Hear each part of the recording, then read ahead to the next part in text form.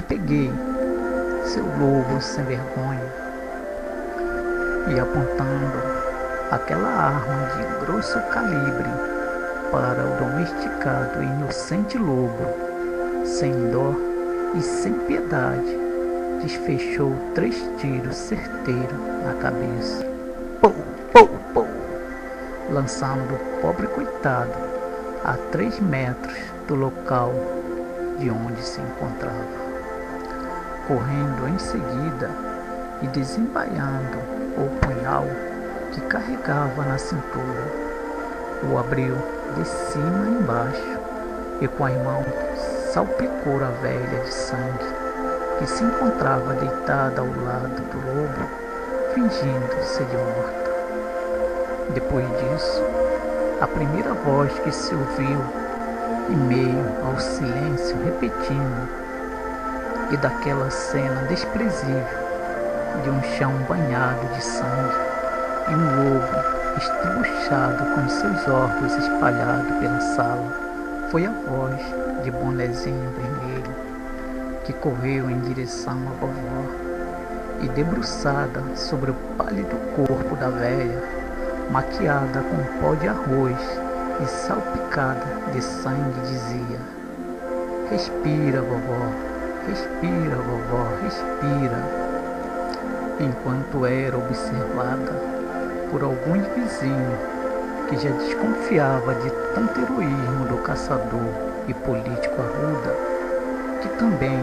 observava a cena e o cinismo da velha, que, abrindo devagarzinho um olho de cada vez, fingiu dar um suspiro, arf. Mas o que o povo mais desconfiava era o fato de que o lobo só atacava sempre aquela mesma casa. Quando a velha suspirou, fingindo dar o sinal de vida, mais uma vez disse Bonezinho: "Viva, vovó, viva, vovó, vivinho", para o espanto e maior desconfiança ainda de toda aquela vizinhança, que, ao saber que mais uma vez a velha foi retirada do ventre do lobo, já não acreditava mais no que via, pois que já rolava outros boatos sobre a sua verdadeira face, principalmente a história da vovó do pó. Toda aquela cena já não surpreendia mais a ninguém, nem mesmo os céticos que relutavam a não deixar de chamá-la Santa Senhora, sabendo-se que foi a ganância que levara a vovó mais uma vez a cometer toda aquela crueldade, fato que jamais seria descoberto,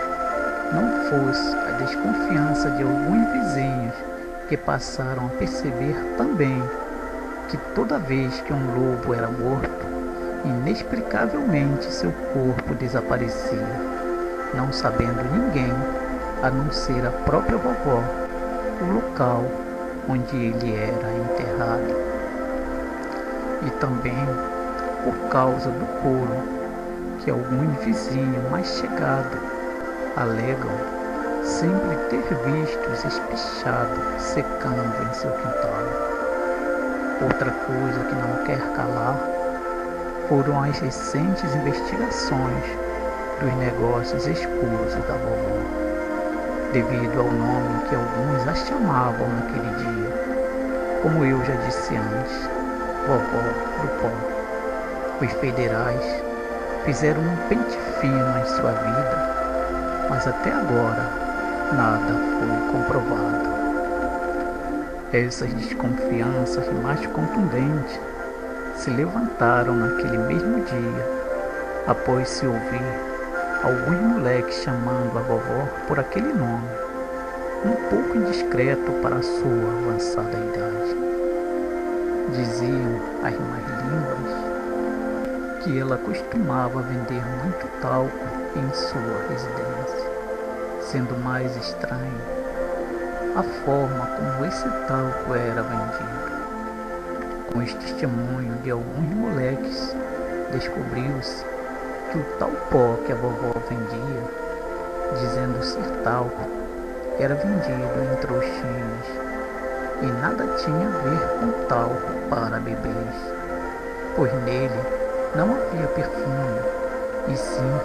o cheiro de outra coisa estranha. Disseram também que uma certa rapaziada que não queria nada com o trabalho e constantemente se via na praça da cidade de vagabundagem, ficava amarradona no pó da vovó e comprava muito. Diziam também que a vovó tinha muitos investimentos pela capital e brevemente surpreenderia muita gente, pois ninguém a colocaria mais debaixo do chinelo, como fazia o INSS, que vivia achatando cada vez mais a sua já minguada aposentadoria. Depois daquele dia, tudo mudou naquela cidade, e alguns meses depois, para o espanto de todos, como ela mesma já havia prometido, foi revelado, depois de muito cutucarem a sua vida, os federais descobriram que a vovó era, na verdade, uma grande empresária do ramo têxtil e possuía uma cadeia de loja que se chamava Boutique da Vovó.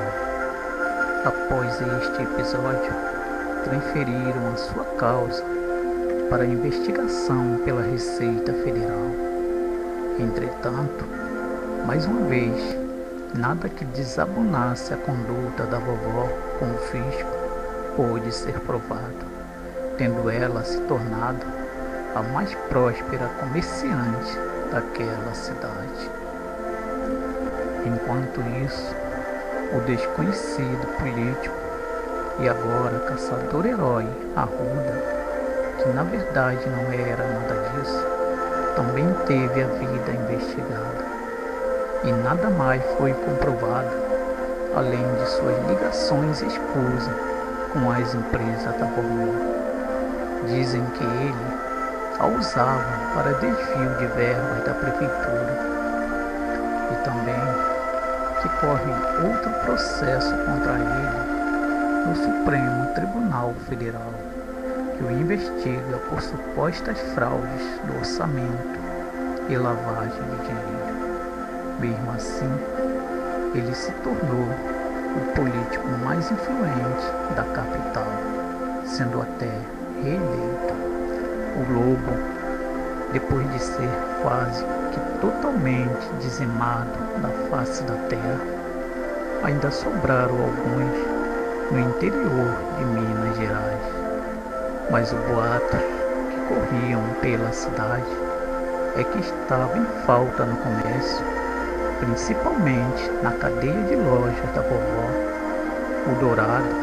e valiosíssimo casaco de pele de lobo. Já a bonezinha vermelho não a culpe por sua falta de sorte de ter nascido no seio de uma família de regrada, sendo ela, assim como o lobo, apenas mais uma vítima desta sociedade inescrupulosa, ainda que ela tenha vindo a se tornar